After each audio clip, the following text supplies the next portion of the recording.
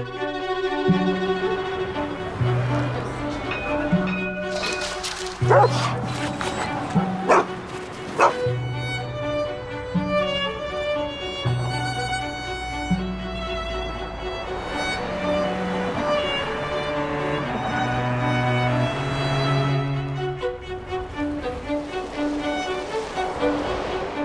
köpek sağlam.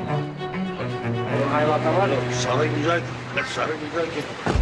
You stay in Hong Kong, and are there any like differences with that country and the States when it comes to dealing with the COVID-19? Yeah, huge differences. When I first got back, I had to take multiple tests, and then I had to quarantine in a hotel for 14 days. And now it's 21 days if you come from a foreign country. So it's pretty strict, and you're not allowed to dine out with people more than 2 people. And people are very cautious. Everybody washes their hands and wears masks. So it's definitely different than the States. But I hope the States also starts implementing more controls. My next question is, what was the genesis of your documentary feature Stray? The genesis was, of course, I grew up loving dogs, and I had a childhood dog, and he passed away while I was in college. And I remember not being able to come home to Hong Kong when I was studying in the US to see him, before he passed away. And I remember thinking that he wasn't, well, it just felt like his value was sort of lowered. He was a family member, and yet we weren't, treating him with the kind of gravity that you would a family member's death. And so that really led me to question and want to make a film that questioned how arbitrary it is, the status and value that we assign to different beings, whether it's by race, gender, orientation, nationality, or species. And so I decided to center a narrative around a stray dog. And stray dogs, in my mind, at the time, felt like the most could be one of the most dispossessed populations in a city. Like in many cities in America, they're disposable, and also in Hong Kong. But then when I discovered Turkey, where there's laws, people fought for laws to protect stray dogs so that the government is not allowed to euthanize any of them or even hold them in captivity. And if they pick them up and vaccinate them, they have to return them to where they were found.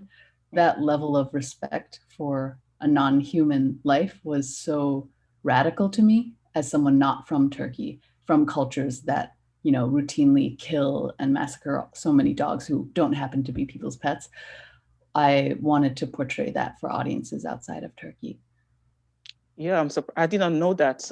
Is Turkey the only country that has that law, or is it other countries as well? I'm just curious. I think India does too. Okay. And I think a lot of it has to do with religion also. Okay. Religions that don't necessarily put humans at the center of the universe. Very interesting. Yeah. So what changes, not changes, but what challenges did you face while filming this documentary features? I think, first of all, technically, I thought it was really important that the film truly tried to embody a dog's gaze of the world as much as possible, even though, of course, it wasn't fully possible, but at least to see the world from their height. So how are we going to film at sort of 2 feet the whole film? And we eventually figured out a rig that allowed me to wear a stabilizer and a vest that allowed me to sort of crouch really low to follow these dogs. Because I remember, as a viewer, a consumer of movies, I'm always very frustrated when films that proclaim to be about dogs are never really about the dogs. They're always about the people around the dog, or they don't truly try to inhabit the dog's gaze. And that's something that cinema, a language that moves beyond words, is really the more capable of doing. And so I tried to tap into that with this film, technically, even though, of course, it's not fully achievable. And what was your favorite moment in filming this documentary, and why? Oh, so many. I mean, I think all of them. I look back fondly. I actually, now that I'm embarking on trying to find out what my next projects are, I kind of just wish I could spend my production days following dogs around, which was such a pleasure. And you never knew where they would take you. And I was always amazed by how large their territories can be and how much energy they have, that they would nap maybe 6 hours a day, but and sleep maybe 9 for the rest. But then the rest of the time they're running and exploring and going on adventures throughout the city in really unexpected. My next question is, what is the biggest surprise that you experienced after directing on Stray? I think when I set out to make the film, I thought that it was going to be about what it meant to be a being who hasn't experienced love in the world, because I think that's what we think of when we think of stray dogs, that they don't have owners to love them or people to love them individually the way that we do with our pets. But then what I discovered was that these dogs didn't need individual people to love them, that they could be communally sort of cherished. And that was enough because they were living on their own terms. And so it kind of reversed my thinking about stray dogs and what it meant to be a dog separate from humans. Between the three dogs, Zeytin, Nazar, and Kartal, which one do you think relates more to your personality? I don't, well, Zeytin is super independent and stubborn and doesn't care, not self-conscious in front of the camera at all, which I can't say is true of myself.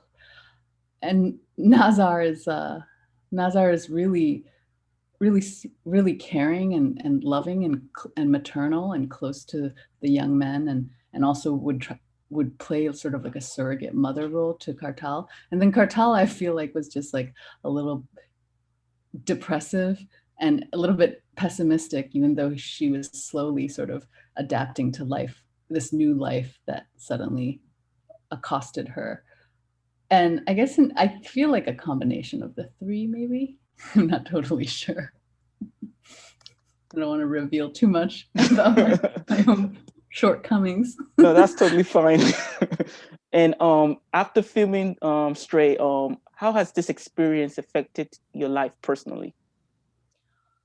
I guess on a personal level, after coming back from Turkey, spending so long there filming over from 2017 to 2019, and being able to go into a restaurant there and then exit the restaurant with your leftovers and be able to give it to whatever stray animal was on the street, that feeling or that act of sort of daily grace was really fulfilling to, I feel like, one's soul, and to be able to make friendships with these other species on the streets so casually. And then I remember when I returned to the US, feeling a profound void of not being able to have these interspecies relationships unless you happen to own a dog. And so I felt very sad for the cultures that I come from, that we've turned our backs on living in cities that tolerate or embrace other species and, embrace diversity in that sense. Are you keeping any contact with the three dogs or know what's happening to them, or is this gonna spoil the movie? So I know that my co-producer Zeynep Kopperlu, she lives in Istanbul, and she regularly sort of sends me updates whenever she runs into Zeytin or Nazar. So I know that they're doing well despite the pandemic for now. And have you ever thought about starting like a Twitter page or a social media page for any of the dogs? No, I haven't, but we do have a social media handle for Stray, the movie, where we keep updates of everything. It's at Stray Doc Film. No, the reason why I just said that is because people tend to have their own like dogs. Social media. I'm just curious if they could have their own. If I lived in Istanbul and had regular access to Zeytin, I would love to do that, but unfortunately I don't. Maybe your producer can think about it. I don't know. Yeah. So congratulations on your Independent Spirit Award nomination for Stray. Where were you when you discovered that they nominated your documentary feature? I was at home in Hong Kong. Yeah, I think I was in quarantine. I was really happy about it because I have so much respect for the types of films that the Independent Spirit Awards nominates and champions. So I was really honored that the industry or other filmmakers or whoever does the selections was paying attention to a film like Stray, which, And it's a film that like doesn't have much dialogue. It doesn't have a linear storyline. So I was really surprised and grateful. and if you win the award, who would you like to thank first? I would like to thank Mikey, who is my pet dog who had passed away first, because he's the inspiration for this film. Like Zeytin is sort of the affirmation of his life. Like this portrait of Zeytin is an affirmation of his life, which I'm sure maybe a lot of dog lovers maybe can relate with his intensely personal feelings you have for your dog. And what type of dog was it? He was actually a Shetland sheepdog. It was before I was educated about sort of not purchasing dogs and how we should adopt instead of, purchase purebred dogs. That was like 20 years ago. Okay. But he was, a great dog. And if you could sit down with any three people in the world and have a chat with them, who would they be and why? Well, right now, I really want to chat with Victor Kosakovsky, who is the filmmaker who just made Gunda, that black and white film about a pig on a farm that was just shortlisted for the Oscars. I think what he made was one of the most important films of like at least the last decade, and so ravishingly beautiful. I would love to talk to him.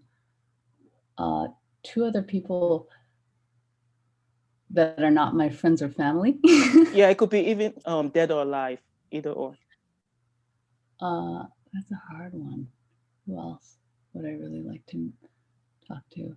Oh, I would love to meet Abbas Kiarostami, the Iranian filmmaker who passed away a few years ago. I also think one of his last film, 24 Frames, was that just sort of like animated views outside of his window, birds flying and wolves animated across the screen, was so incredible. I would love to talk to him. He's a master filmmaker. And then outside of film, I'm trying to think. I would love to meet Peter Singer, he wrote Animal Liberation, which is a book that philosophically argues for how animal rights to fight for animal rights is as important as fighting against racism and sexism, because discrimination, arbitrary discrimination based on any kind of trait of difference is abhorrent and immoral. And I remember he was really influential to me when I was studying as an undergraduate in college. Yeah, I guess films and filmmakers and animal rights activists, those are who I would want to sit next to, which is the culmination of, I guess, my first features themes. Excellent. So if you could write or direct a film adaptation of any novel, novella, short story, which one would you like to adapt? I think my favorite book ever is Morris by E.M. Forster, but that's already been adapted by Merchant Ivory into a really perfect film. As to another film that another book I would like to adapt. I don't know. Maybe because of my travels in Turkey, I started reading a lot of Orhan Pamuk's novels. He's this Turkish novelist who won the Nobel Prize a few years ago. And his book Snow is one of the best books I've ever read. And if I was skilled enough, that would be amazing to adapt, although I don't know whether that's in my stars. And I'm just curious, have you read any other article that you're interested in, presenting, or any true stories Article? they've read? Yeah, article or true story you've read in your travels and that you're interested in. Right now, I feel like because I've been living in Hong Kong for the past few months, I've been observing a lot of wild boars around Hong Kong, and then I started researching about them. How, there are these huge pigs, wild pigs that are just wandering around the city sometimes in very unlikely places. And I've started reading articles about those, and I would be interested, although I don't know how technically possible that is again.